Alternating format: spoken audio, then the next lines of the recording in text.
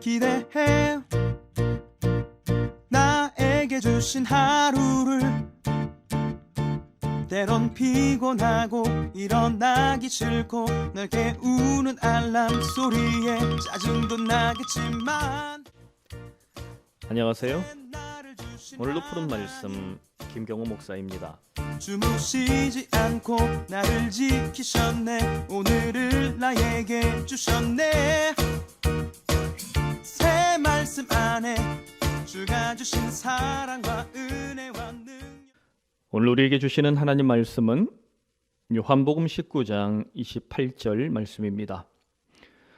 그 후에 예수께서 모든 일이 이미 이루어진 줄 아시고 성경을 응하게 하려 하사 이르시되 내가 목마르다 하시니 아멘. 오늘은 가상 5원 다섯 번째 말씀인 내가 목마르다를 살펴보겠습니다. 여러분은 이 말씀을 들을 때 어떤 느낌이 드십니까?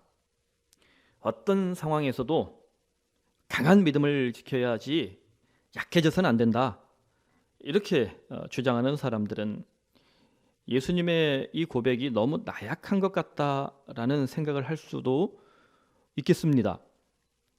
그래서 믿음이 너무 강해서 다른 사람의 믿음을 폄훼하거나 혹은 재단하면서 또 그런 주장을 할 수도 있겠습니다. 적어도 예수님 정도 되면 목이 그렇게 말라도 나는 목마르지 않다, 이렇게 대답하는 것이 어울리지 않나 라고 주장할지도 모르겠습니다. 하지만 예수님은 신성과 인성을 가지고 계십니다. 우리 주님의 인격을 얘기할 때 두 가지의 성격을 말합니다. 하나는 신성이요, 또 하나는 인성을 가지고 계시다. 신성은 하나님으로서의 성품, 또 인성은 사람으로서의 속성을 말하지요. 하나님의 아들로서 예수님은 신성을 가지고 계십니다. 성경에서 우리는 예수님의 신성을 목격하게 되지요. 사람의 아들로 이 땅에 오신 예수님은 또한 인성을 가지고 계십니다. 또 성경에서 우리는 예수님의 인성을 목격하게 됩니다. 예수님은 이 두 가지 속성을 성경에서 종종 우리에게 보여주시는데요. 특별히 죄인을 구원하시고 질병을 치유하시며 바람과 파도, 즉 자연 만물을 통치하시는 예수님을 보면 우리는 예수님의 신성을 살며시 깨달아 알 수 있습니다. 또한 더 나아가 회개하지 않는 예루살렘을 보며 주님은 눈물을 흘리시거나 사랑하는 제자 나사로가 죽었을 때 주님은 또 눈물을 흘리시거나 병든 자들과 귀신 들린 자들을 보시며 애통해 하시거나 오병이어의 기적처럼 밥을 먹지 못하는 굶주린 백성들을 보며 주님이 가슴 아파하는 모습들을 보면 우리는 예수님의 순결한 인성을 볼 수 있습니다. 특별히 십자가에서 외친 가상 7원 7마디의 말씀은 신성과 인성을 절묘하게 보여주시는 예수님의 최후의 말씀들이다, 이렇게 우리가 바라보면 더 좋겠습니다. 그 중에 오늘 내가 목마르다, 이 말씀은 예수님의 인성을 제대로 보여주는 말씀입니다. 초대교회 당시에 한 철학이 있었습니다. 영지주의라는 것이지요. 즉 소수의 어떤 사람들만, 영지, 이 버섯이 아닙니다. 영적 지식이라는 줄임말이라 생각하면 좋은데요. 영적 지식을 소수의 사람들만 가지고 있다는 거예요. 그리고 그 중에 최고의 사람이 있어서 의의 교사, 진리의 교사, 영적 아버지, 이렇게 자기들을 이렇게 크게 높여서 자기만 특별히 영적 지식을 가지고 있다, 이렇게 말하는 사람들이 있었다는 것이지요. 그런데 이 영지주의가 영육 이원론에 빠져서 특별히 육체를 아주 하찮게 여겼습니다. 육체는 무덤이다. 그래서 그들의 표현이 소마, 육체는 세마, 무덤이다. 아주 유명한 관용구가 됐어요. 소마, 세마. 그래서 육체는 무덤이니까 육체는 악한 것이다. 즉 이 땅의 물리적인 것, 물질적인 것들은 다 악하다라고 주장을 하고 사람이 육체를 초월해서 영혼의 세계에 들어가야 선해진다, 이렇게 주장을 하는 것이죠. 여러분, 이런 주장들을 곰곰이 생각해 보면 오늘날 우리 주변에 있는 숱한 이단들, 특별히 신천지를 비롯해서 아주 기독교에 나타난 모든 이단들의 모습들이 바로 이 영지주의에서부터 시작되고 있는 것을 알 수 있습니다. 그러니까 이 사람들의 주장대로 하면 예수님은 육체로 태어난 것이 아니라 잠시 육체를 빌려 입은 것이다는 거예요. 여러분, 예수님은 정말 육체로 태어나셨습니다. 인성을 가지셨잖아요. 육체를 입은 것이 아니라 육체를 빌려 입은 것이 아니라 진짜 사람으로 태어나셨어요.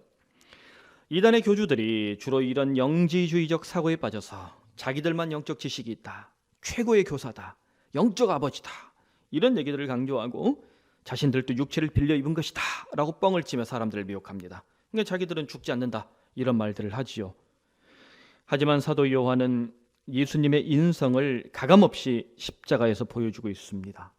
예수님도 육체의 고통에 몸부림치며 목마름을 토로했던 한 사람이었다라고 증언합니다. 만일 육체의 고통과 갈증을 느끼지 못하는 예수님이라면 어떻게 우리의 고통을 이해하고 우리의 연약함을 동정하시는 구원자가 될 수 있겠습니까? 히브리서 4장 16절 말씀이 우리에게 참 유익하지요. 그러므로 우리는 긍휼하심을 받고 때를 따라 돕는 은혜를 얻기 위하여 은혜의 보좌 앞에 담대히 나아갈 것이니라. 아멘. 여기 은혜의 보좌를 지성소에 있는 하나님의 보좌, 시은좌, 은혜가 시작되는 시은좌를 은혜 보좌라고 하지만 예수님으로 딱 바꿔봅시다. 그러므로 우리는 긍휼하심을 받고 치유함도 받고 복도 받고 구원도 받고 때를 따라 돕는 은혜 얻기 위해서 어디로요? 예수님 앞으로 담대히 나갈 것이니라. 왜 주님이 이와 같이 우리의 모든 것을 다 이해할 수 있겠습니까? 사람으로 나셨기 때문입니다. 더 나아가 사도 요한은 예수님이 인간의 목마름을 해결해 주실 것을 이 말씀을 통해 외치고 있습니다. 전 인류를 대표하여 예수님 십자가에서 내가 목마르다 라고 외치십니다. 십자가 위로 올라가면 모든 것이 보입니다.